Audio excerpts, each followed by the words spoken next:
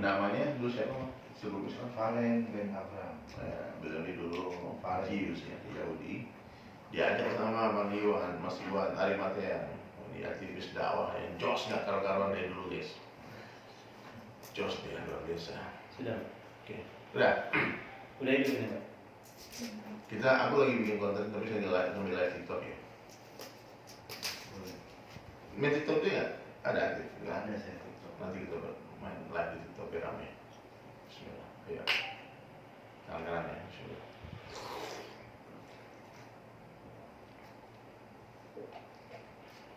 Ini nggak masuk nggak? Masuk Bang? Ini ada Ini memang ada detik. Udah. Ini yang jalan ini. Udah itu. Udah masuk. Udah. Baik, silakan. Udah. Ini tripodnya nggak komentar nanti. Santai ya, gerak-geraknya nggak apa-apa. Ya. Udah silakan Mas. Aku duluan. Nah, Baik, assalamualaikum warahmatullahi wabarakatuh. Waalaikumsalam. Welcome to Masjid Anima. Bang, aku manggil Bang Abil Ustaz ya. Ustaz Umar. aja. Ya, Ustaz dulu. Nah, sama Ustaz Iwan ya. Ini udah pantas dibilang Ustaz. Sahabat saya dari Bali dulu. Jadi beliau tahu dari Sulaiman, dari dulunya jos-josnya dakwahnya sampai sekarang udah mulai mendingin. Bukan jos lagi nanti. Oke teman-teman, ini di channelnya Antum kan? Iya, Iya. Saya nggak perlu memperkenalkan beliau. Cuma di sini di TikTok teman-teman kenalkan nih, Bang Umar. Bang Umar ini ex Yahudi, Kristen kemudian baru masuk hijrah ke ya. Islam. Kristen, kemudian Yahudi, baru Islam ke Islam. Berapa masuk Islam? Bang? Ya di kurang lebih 2 tahun yang lalu. 2 tahun yang lalu. Kurang lebih 2 tahun yang lalu kita hijrah ke Islam dan saya prosesi syahadat di Surabaya. Di mana masjid? Di Masjid Al Akbar Surabaya. Masya Allah, keren banget. Saya gini loh, Mas Iwan tahu. Saya tuh punya sahabat Yahudi dan beliau namanya Zion Cohen. Jadi kalau orang bicara Zionis, paling dekat lah nama dia dengan Zionis itu kan. Dan dia memang orang yang sangat religius. Jadi kurang lebih tahun 2000 itu, di awal-awal hijrah aneh itu, dialah salah satu orang yang pertama menyuruh saya belajar Islam. Ya, Zion itu. Jadi dia bilang, kamu ini ngaku Islam tapi nggak sholat, nggak baca Quran. Pokoknya apa yang dia minum, aku minum, apa yang dia makan, aku makan. Kamu Islam aliran apa? Terus dalam pikirannya waktu itu masih metal kan. Apa aku separah ini, aku Yahudi dakwah sama aku gitu. Yahudi dakwah sama aku. Saya bilang, aku tanya sama dia, kenapa kamu nggak ngajak aku masuk Yahudi aja? Aku juga pengen jadi orang Yahudi aja. Pada waktu itu betul aku nggak suka Islam juga. Yahudi keren kan, Yahudi kan, eksklusif dikit mahal harganya. Dia bilang no, Islam is good for you. Jadi waktu itu baru saya tahu bahwa saya kenapa orang Yahudi ini di dunia ini cuma 15 juta orang bikin. Tapi dia pride, kebanggaan mereka, kesombongan mereka itu, sehingga mereka tidak memandang orang-orang yang bukan keturunan Bani Israel itu Yahudi gitu. Maka saya ketika melihat ada orang Indonesia Yahudi itu sebuah hal yang menarik, harus saya tanya itu bisa diterima di komunitas Yahudi, kenapa ente boleh masuk Yahudi, anda nggak boleh dulu gitu. Nah itu yang mana tanya, gimana kok bisa jadi orang Yahudi itu gimana? Dulu Kristen, lahir Kristen. Ya, jadi saya cerita sedikit. Saya dulu itu besar dari kecil gitu ya. Dari keluarga Kristen, intinya di situ. Di mana? Di Surabaya. Jadi Jawa dong? Iya. Jadi daerah Jawa Timur, Maluku. Bapak Sumatera. Medan. Medan Marga Sinaga. Oh, Sinaga. Jadi waktu dari kecil sampai saya gede itu dididik dalam kultur budaya Kristen. Katolik apa Protestan? Protestan kebetulan. Protestan, oke. Jadi saya berjemaat di GPIB. Jadi dulu itu waktu jadi Kristen ya seperti biasa tuh, ibadah hari Minggu, ikut persekutuan kayak gitu. Terus saya berjalan waktu nih.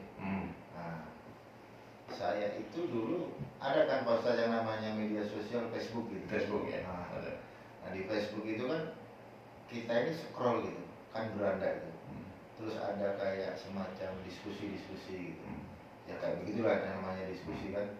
Diskusi lintas agama. Diskusi lintas agama. Terus ada dari teman non Kristen itu bilang nih, Tuhannya umat Kristen itu 3 loh katanya gitu Pak. Ada Bapa, Putra, Roh Kudus gitu.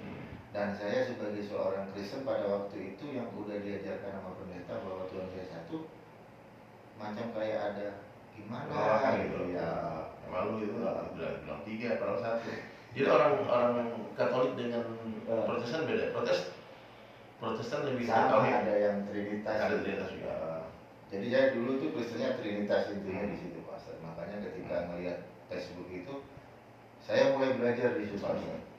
Belajar. Oh iya ternyata ada yang namanya Bapa, Putra, Roh Kudus. Terus akhirnya dari situ saya pengen tahu gitu setiap religion gitu. Dan akhirnya dari Kristen saya itu masih di Kristen tapi pakai mindsetnya itu yang Hebrew gitu, yang Hebraic roots. Jadi akar Ibrani gitu Pak Ustaz. Nah sampai di situ saya belajar lagi nih, ketemu dengan yang namanya Judaism.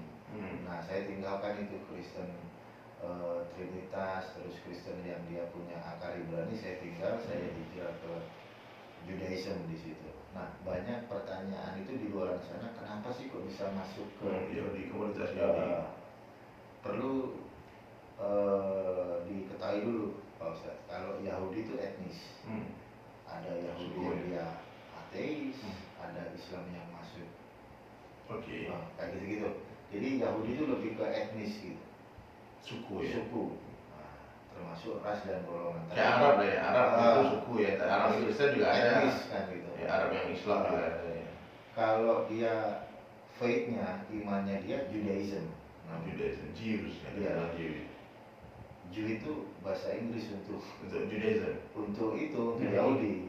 Jew. Jadi bahasa Inggrisnya Jew, kalau dalam Hebrew-nya itu Yehudi.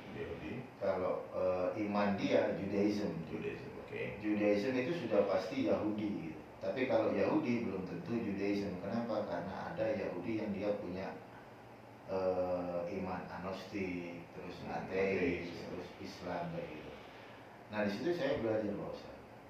Jadi Yahudi itu bukan agama ya, suku tribe ya? Iya, dia lebih ke clan gitu. Jadi mereka nggak mau kalau itu dibilang salah satu religion gitu, mereka nggak mau. Jadi semacam kayak Pak Ustadz tadi bilang warisan gitu, warisan nenek moyang mereka di zaman Nabi Musa. Kalau mereka bilang Moshe Rabbeinu, makanya dalam kitab mereka itu dalam Pirkei Avot dalam bahasa Ibrani di sana dijelaskan tuh Moshe Kibel Torah misine Musara Yosua Lisekini. Jadi Musa menerima Torah dari sini diteruskan kepada Yosua bin Sinai. Sinai. Jadi turun temurun itu dari nenek moyang mereka sampai sekarang ini. Nah dari situ saya belajar Pak Ustadz. Saya ikut komunitas Edspaim di Jakarta juga. Di situ ada Morai Sepa. Saya diajar sama 2 rabi, Rabi Simon Cohen dan Rabi Moshe Peret. Boleh. Di bawah pengawasan Rabi Tofia Singa. Masya Allah. Jadi berapa orang Yahudi ada di Indonesia nih Bang? Terdata nggak? Di Surabaya aja orang 500. 500 orang. 500 lebih. Di Jakarta berapa orang? Jakarta lumayan sih. Ini nih teman-teman yang Islam yang nggak mau sholat kayaknya jadi Yahudi aja. Yang nggak mau sholat, nggak mau puasa, yang suka mabuk, zina, ya semua itu diterima dari sana. Ya udah. Jadi ini ilmu baru juga nih, maksudnya ya banyak orang pikir Yahudi itu kan salah satu agama. Yahudi, Israel itu negara, ya, agamanya Yahudi. Kalau orang Israel yang Islam ada. Ya kan tentara IDF-nya Islam kan juga ada yang doa-doa yang bikin. Jadi konflik di Gaza ini apa ya Bang? Nah ini ya kita bicara politik dikit ya. Apa berantem konflik di Gaza? Konflik agama kan apa konflik teritorial? Kalau yang digaungkan di Indonesia ya, itu selalu basisnya itu selalu dinarasikan bahwa ini masuk ke dalam narasi politik. Teritorial, minyak semua. Nah kayak gitu tuh. Kayak kemarin pernah sampai dia masuk ke salah satu TV ya kan. saya nonton itu, saya bilangnya sih diskusi ya kan. Perspektifnya Mbak Haikal dengan Ibu Monik. Nah di situ selalu menggaungkan dengan narasi ini politik, tapi sebenarnya bukan politik di situ. Kenapa? Karena yang dibahas adalah tanah gitu.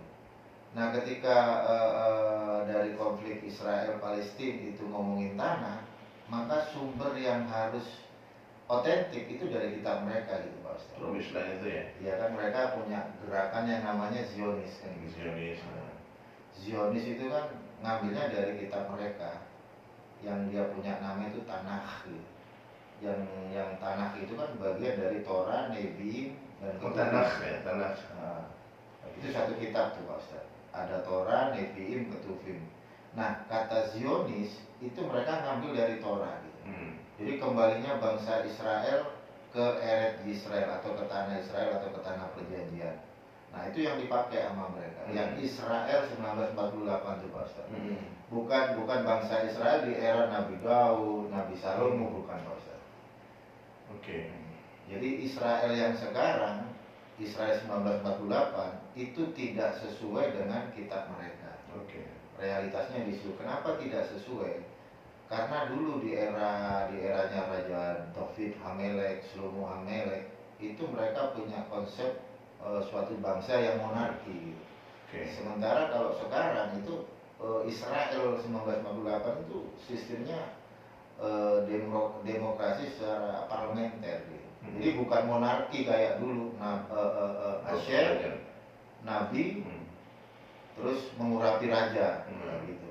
Bedanya di situ. Makanya ada salah satu dari kalangan mereka sendiri yang anti Zionis. Itu mereka nggak mau. Bangsa Israel yang 1948 berdiri mereka nggak mau gitu Pak Ustaz. Jadi Yahudi yang anti Zionis juga ada ya, anti Zionis. Ada. Jadi antum dulu ikut yang anti Zionis apa anti Zionis? Saya kebetulan dulu itu yang Zionis, jadi tahu gitu Pak Ustaz. Jadi tahu rahasia mereka ya. Kayak gitu. Kalian tuh dicari ya sama mereka. Dicari. Kalau bongkar-bongkar tentang gerakan mereka. Nggak ada nggak ancaman di sini ancaman setelah masuk Belum Islam? ada, belum ada. Tapi nggak berani itu. itu kan sudah menjadi satu media Pak Ustaz. Takut ya. Jadi Dan mereka di sini masih tersembunyi juga sih, kan belum diakui di Indonesia kan. tapi dilindungi Pak Ustaz. Semua orang beragama kan Dilindungi. Jadi untuk religion dia belum terdaftar masuk di KTP kan. Tetapi untuk kehidupan mereka itu mereka dilindungi. berkata Rocky Gerung gitu. Agama itu hak bukan kewajiban. Ya Allah, Akbar, Masya Allah. Ini teman-teman ini luar biasa nih ya. Jangan lupa ya, boykot fisabilillah. Ya Allah, Akbar. Jadi kebahagiaan macam apa yang antum rasakan setelah jadi muslim? Alhamdulillah bikhair. Ini kalau saya mau cerita panjang Pak. Dikit Pak aja, Ustaz Iwan ini. durasi kita habis. Pak Ustaz Iwan yang tahu nih. Saya itu dulu mulai dari muslim itu udah nol. Udah nggak ada apa-apa segala macam. Sampai dulu itu saya itu makan minta Pak Ustaz Iwan. Di mana? Ya Bogor aja ya. Di Jakarta pas pergi Iya, tidak di Jakarta. Belum ketemu dong di daerah. Belum. Nah terus saya segitu, saya ngomong nih diri saya sendiri sama Allah. Kalau memang engkau yang memilih saya Jadi muslim, kenapa aku susah ini gitu? ada nggak yang lebih susah dari ini? Saya bilang Oh, minta lebih susah lagi? karena baginda Rasulullah aja itu bagaimana dia dakwah kan begitu ya. Apalagi kita sebagai umatnya kan gitu. Saya ngomong ya Allah, kalau ada yang lebih susah dari ini saya terima gitu. Masya Allah. Tapi Allah balikan itu semua. Mulai dari saya sakit itu saya udah divonis operasi Pak Ustaz. Dokter spesialis bedah saya itu sudah Sakit apa? Pak? ada tuh batu empedu. Udah sembuh sekarang? Udah pernah ke rumah sakit lagi. Nah, Ya masih lagi, Masya Allah. nah sekarang finansial udah mulai Naik lagi ya? ya. Bukannya finansial, dikasih istri sama Allah juga ya? Dikasih semua, dikasih kemuliaan. Ntar lagi masuk jadi Sulaiman kan, tambah lagi 1 juta followers ya. Iya, amin. Mudah-mudahan. Apa nama ininya? YouTube-nya? Tapi namanya channelnya apa? Omar Al-Fariski. Umar, kalian check it out ya. Follow, subscribe. Jadi gini, TikTok ada TikTok? Ada sama juga kan. Ada. Nanti berteman kita ya. Masya Allah. Ada yang mau bertanya nggak nih teman-teman TikTok nih? Kalau sih banyak yang mau bertanya sebetulnya. Apa yang ada di benaknya orang-orang penjajah ini, membunuh anak-anak, bayi. Terus kayak seperti hiburan buat mereka tuh. Apakah ada di kitab-kitab itu tuh keutamaan atau fadilah membantai orang Islam itu apa? Mungkin itu bagi mereka sebuah amal soleh bagi mereka. Kita nggak pernah tahu kan. Sementara dalam Islam sendiri kan kalau berperang itu adabnya kan wanita pun boleh ditebang, nggak boleh membunuh anak kecil, nggak boleh membunuh orang tua, nggak boleh menghancurkan tempat ibadah. Itu etika dalam berperang. Menendang batu-batu pun nggak boleh. Jadi Nabi SAW itu berperang itu dengan adab yang cinta. Tapi apakah di agama Yahudi ini ada itu ajarannya genocide itu? Pernah nggak waktu antum jadi Yahudi dulu terus tiba-tiba ada doktrin untuk bantai Muslim? Ada?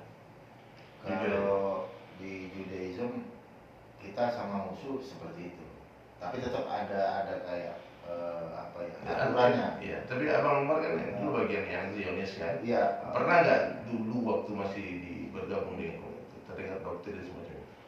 Ada. Ada ya, memang ada. Anak-anak kecil itu diajarin dia bantai. Ada Jadi nggak peduli bayi-bayi habiskan gitu. Firman Kan ada ayatnya ya. Firman Yesus. Insya Allah. Gimana bunyi teman? Jadi teman-teman kenalin ya. contoh misalnya Amalek ya. Nah. Bangsa yang dibenci sama Syem tumpas semua itu sampai bayi-bayi itu tumpas. Oh memang ada diajaran ada. Lanat semua lanat kali. Ya. Sekarang tuh Allah tuh sayang sama Bang Umar diberi hidayah ya teman-teman. Doa kita cuma satu ya, doakan beliau istiqomah. Doakan beliau dari rumah tangganya lahir anak-anak pejuang-pejuang Islam. Ya, habis-habisan alim-alimah, dai-dai. Dan orang yang masuk Islam itu Allah beri dia pahala sebanyak dosanya dia. Jadi orang yang paling banyak dosanya paling banyak pahalanya dalam Islam. Ketika hadis ini didengar oleh Sayyidina Umar bin Khattab, dia tersenyum. Sahabat, kenapa senyum-senyum? Kata beliau, karena di antara kalian akulah yang paling banyak dosa. Nah, jadi bersyukur ya Allah kenalkan kita Islam melalui gelap. Ya, mengenal cahaya melalui gelap itu akan ada apresiat, akan ada euforianya, ada senang, bahagia. Yang agak susah itu memang orang dari kecilnya hidup dalam cahaya itu dia nggak tahu gelap, kadang-kadang suka menghakimi orang. Ini nggak tahu, dia nggak pernah hidup nakal kan, nggak pernah hidup dalam susah kan. Jadi Allah memuliakan Bang Umar. Mas Iwan makasih sudah menghubungkan saya dengan beliau, Bang Umar. Dan saya doakan semoga terus berdakwah. Ini fikir dakwah ini paling penting nih Bang. Kalau maaf ya, dakwah itu bukan hanya berdebat, bukan hanya berdiskusi. Dakwah itu mengajak. Inti dakwah itu mengajak. Karena anak nggak pernah debat, ngajak orang terus dan semua orang mau. Iya, sebetulnya orang kita debat itu dia udah tahu hati mereka sudah membenarkan Islam. Jadi kalau ada orang datang di TikTok bilang aku mau belajar Islam, kita bilang oke, aku ajarkan kamu dan kamu harus mau belajar. Mau Ustaz? Mau tahu pelajaran pertamanya?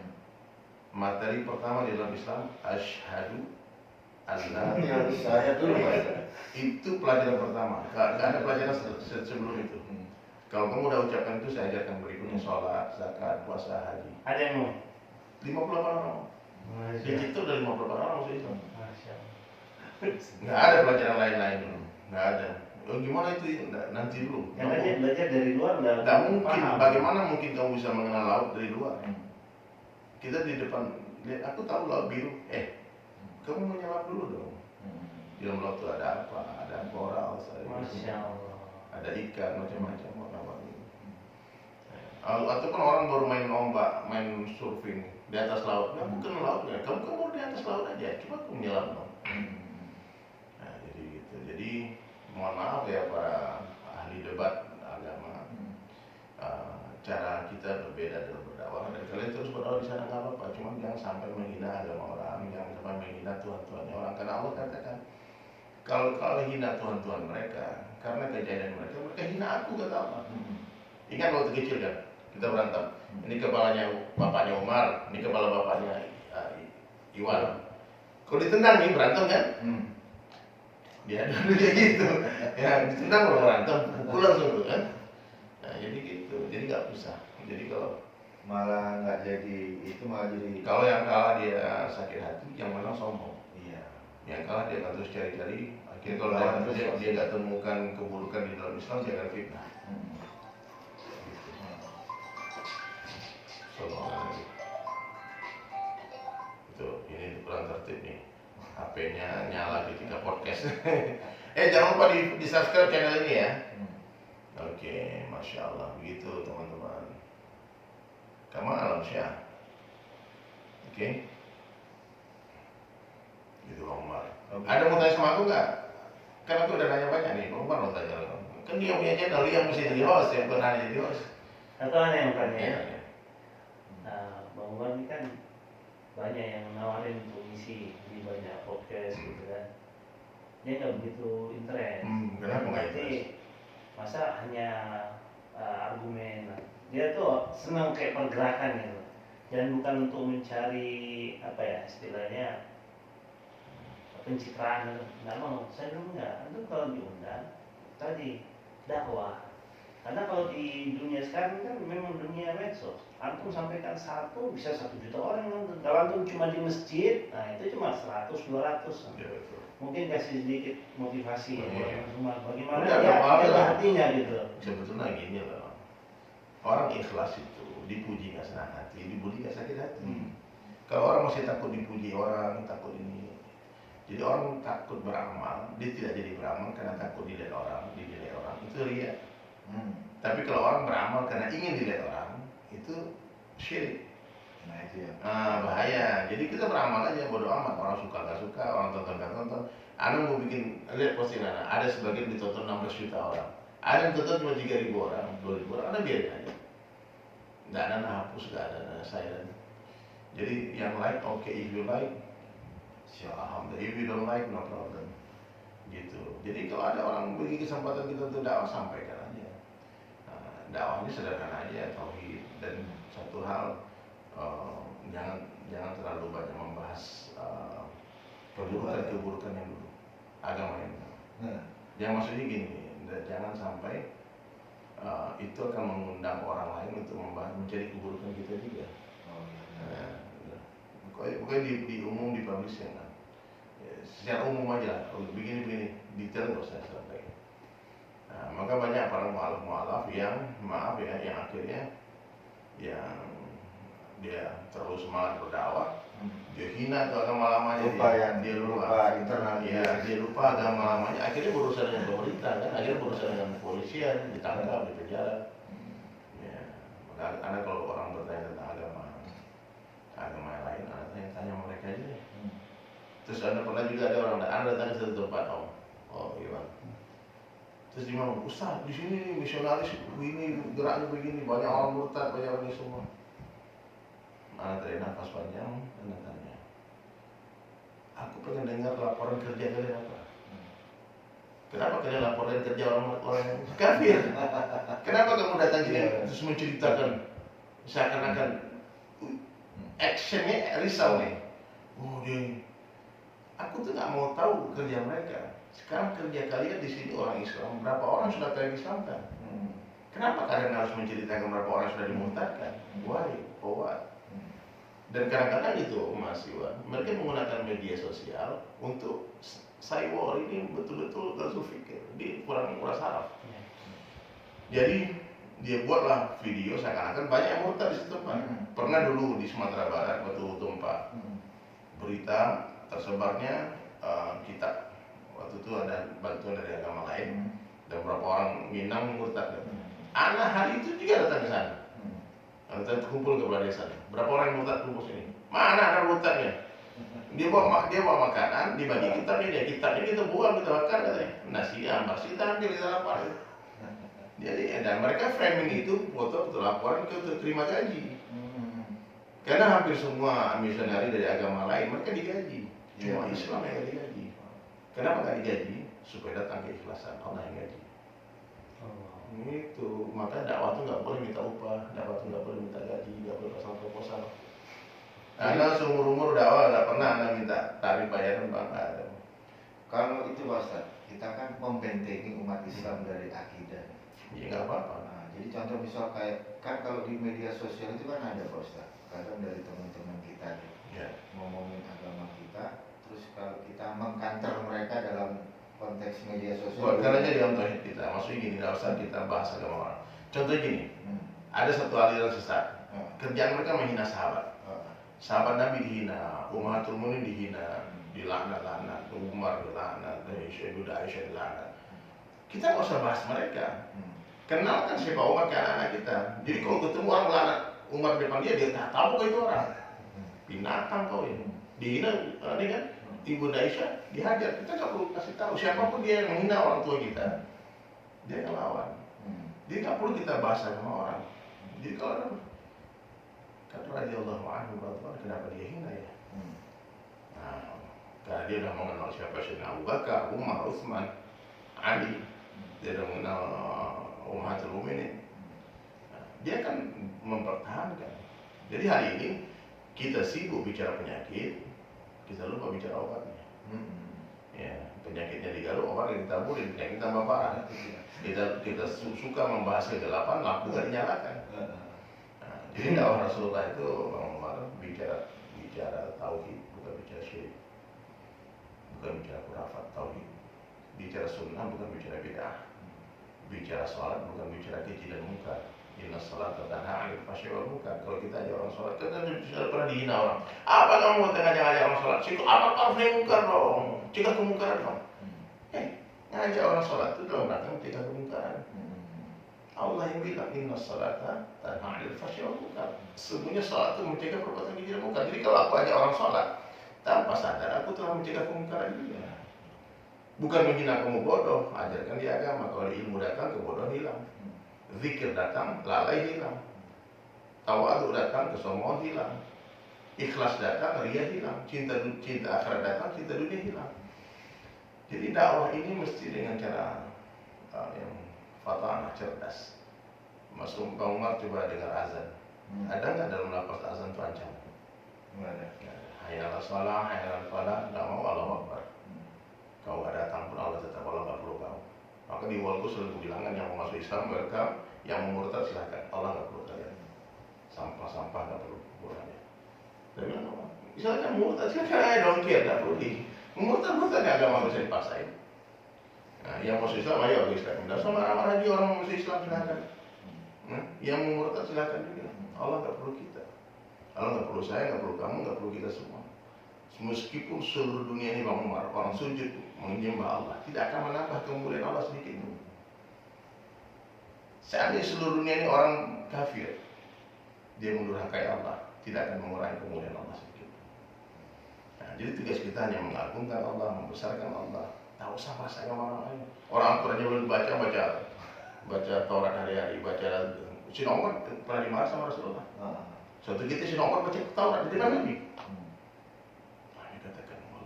Musa, hai Umar, jangankan kamu, seandainya Nabi Musa hidup di zamanku dan dia tidak mengikuti syariat yang kubawa, dia kafir. Nah, hari ini cukuplah dalam agama kita. Kalau ada orang-orang non Muslim mau belajar Islam, pelajaran pertamanya apa? Asyhadu alla ilaha illallah. Boleh nonton video ini semua. Kalau ada non Muslim menonton video ini, ikuti saya dalam hati kalian.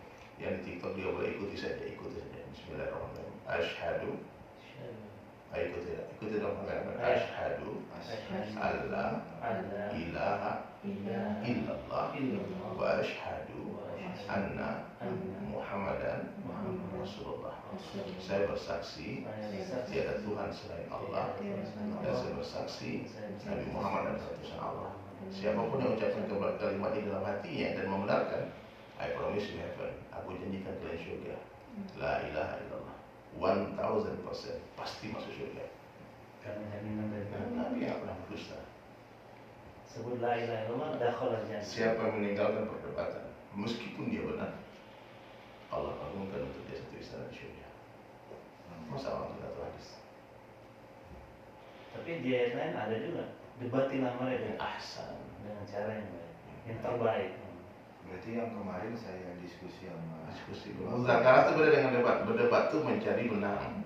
Saya tinggal di Kalau muzakarah itu mencari kebenaran, berdiskusi itu mencari kebenaran. Jadi waktu si pendeta itu berdebat, dia mendustakan gitu ya. Semua keluar, nggak melanjutkan lagi, dia nggak mau ikut lagi. Tapi di mata mereka itu wah kalah debat. Nah, Nggak apa-apa. saya tanya, antum kenapa keluar? Padahal lagi live gitu kan. Nggak apa-apa. Mereka Sekadar mengaji, istighfar banyak istighfar mengaji. antum yang apa? Kenapa antum keluar? Karena mereka tidak jujur, satu itu masalah. Dan saya teringat pelajaran dari Imam Syafi'i, kita tidak boleh berdebat dengan orang Boleh. yang itu saya keluar. Kata Imam Syafi'i berdebat, ketika aku berdebat dengan orang alim aku nggak pernah kalah. Tapi ketika aku berdebat dengan orang-orang bodoh, jahil aku nggak pernah menang. Jadi kalau debat sama mereka bukan iman kita naik, darah kita naik. Karena saya keluar tuh Pak Ustaz, saya nggak mau Tapi keluar, makanya beberapa orang menyayangkan. Tapi begitu dengar narasi dari Mas Umar, bro, enggak. Ya usah debat. Antum ngomong dakwah aja bang. Siap. Dakwah. Jadi kalau ada orang membantah, saya bilang, aku bicara, habis itu kamu bicara. Yang usik agama aku nggak usik agama. Gitu. Karena saya udah pernah ada di situ. Tapi metode dakwahnya gimana nih? Dia kan mantan Yahudi, mantan Kristen. Orang udah cukup dia tahu dia mantan Yahudi, cukup selesai. Tidak perlu mengungkap dia punya. Ada satu hal lagi aja, ya. Dakwah itu gini loh, Bang Umar. Aku sering bilang sama teman-teman dai, kalau bertugas pakai seragam. Seragam. Ini seragam Jenderal bintang 4. Dia mengatur lalu lintas nih. Bintang 4 ya. Tapi pakai baju kaos. Paling dikasih orang gopek 1.000. Paling jenderal. Tapi meskipun dia bukan jenderal, bukan polisi bahkan. Dia cuma satpam, security. Tapi warna bajunya mirip dengan warna polisi. Nampak dari jauh dan hidup jantung kita. Jangan polisi, padahal bukan. Jadi ketika jalan nggak apa-apa, ketika ke mall jangan pakai naik motor, pakai bikers. Tapi ketika lagi berdakwah, lagi bikin bicara tentang Islam, minimal pakai pakaian Islam. Itu nasihat sedikitnya. Nggak mesti pakai sorban begini seperti ini, baju koko, baju yang rapi. Aku lihat tato tuh teman-teman, apa nih saya lihat tato? Ini apa bacanya? Ini Rifkai. Rifka ini Kalau nggak ada ini nggak ada Israel, Mas. ini istrinya Nabi Ishak. Nabi Ishak bukan dia? Nabi Ishak. Bisa kan aja Nabi Ibrahim. Rafka. Kalau dalam Islam Rafka, istri Nabi Nabi Ishak. Nah itu nenek moyangnya orang Yahudi guys. Kalau kata orang Kristen Rebecca ya. Rebecca. Oke, jam 2 saya ada agenda lain. Mungkin nanti kita akan jumpa lagi di lain waktu.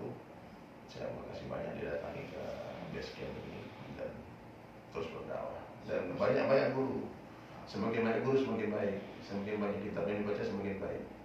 Ya. Kalau kata Buya Hamka, semakin luas ilmu seseorang, semakin sedikit yang menyalahkan orang. Kalau orang tinggi ilmunya, mudah dia menerima perbedaan. Karena semua pasti ada dalilnya, semua pasti ada sudut pandangnya, point of view yang berbeda. Ya dari sini yang ke-6, dari sana ke-9, yang betul mana? Dua-duanya betul. Yang nggak boleh berbeda itu masalah akidah, tauhid nggak boleh berbeda. Rukun Islam, rukun iman itu boleh berbeda. Itu yang disepakati. Tapi yang diperselisihkan dalam Islam ini banyak banget. Kunut, nggak kunut, ini semua maulid, nggak maulid, musik, haram atau enggak, itu masalah khilaf.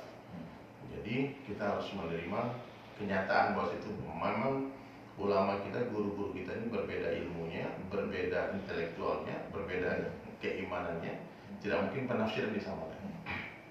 Nah, cuman kita sebagai orang awam mesti merujuk kepada salah satu imam-imam besar, orang-orang yang ulama yang berfatwa. Jangan kita ikut-ikutan berfatwa. Jadi kalau kita ikut ulama, meskipun ulama itu berfatwa salah, dapat 1, kalau benar dapat 2. Kalau kita jangan ikut fatwa, kita udah bodoh aja lah. Orang tanya, kalau orang tanya hukumnya apa nggak tahu. Aku Imam Malik rahmatullah alaih itu penulis kitab Al-Muwatta, Imam Maliki, yang mazhab Maliki, itu bang, itu diberikan pertanyaan 48 sama ulama waktu di sidang. Dia jawab cuma 20-an. Sisanya dia jawab nggak tahu. Jadi ketika kita mengatakan nggak tahu itu bukan sebuah kehinaan. Ini apa nih? Nggak tahu. Karena puncak ilmu itu nggak tahu. Puncak ilmu itu nggak tahu. Nah, maka Rasulullah ketika sebelum wafat dia juara ditanya, nah, apa kata Nabi? Hari apa hari ini? Ya, hari apa hari ini? Tanggal berapa sekarang? Itu sahabat cuma tanya, hanya Allah dan Rasul yang tahu. Mereka nggak menjawab, padahal mereka tahu. Apa yang dijawab Rasulullah ketika Jibril memeluknya? Iqra. Aku tidak bisa membaca. Nggak malu. Nah, jadi ketika kita merasa nggak tahu, Allah akan tambah terus ilmu. Ketika kita merasa sudah tahu, Allah tutup ilmu. Ya, terus belajar, terus menebar cinta, dan perbaiki diri. Dari hal yang paling kecil. Boleh tuh, ini dipelajari, nggak apa-apa. Masa malu. Dan cocok jadi dai. Siap ya? 2-3 hari gimana? Nanti 3 hari. Kita training sama aku 3 hari lah, dakwah. Oke, siap. Sama si ya. Minggu depan ya? Ya. Ikut sama aku ke Bandung. Ya. 3 hari ya? Oke, Masya Allah. Ya. Oke. Oke. Jangan lupa like, comment, subscribe. Assalamualaikum warahmatullahi wabarakatuh. Waalaikumsalam warahmatullahi wabarakatuh. Berapa kamera itu? Masya Allah, Masya Allah.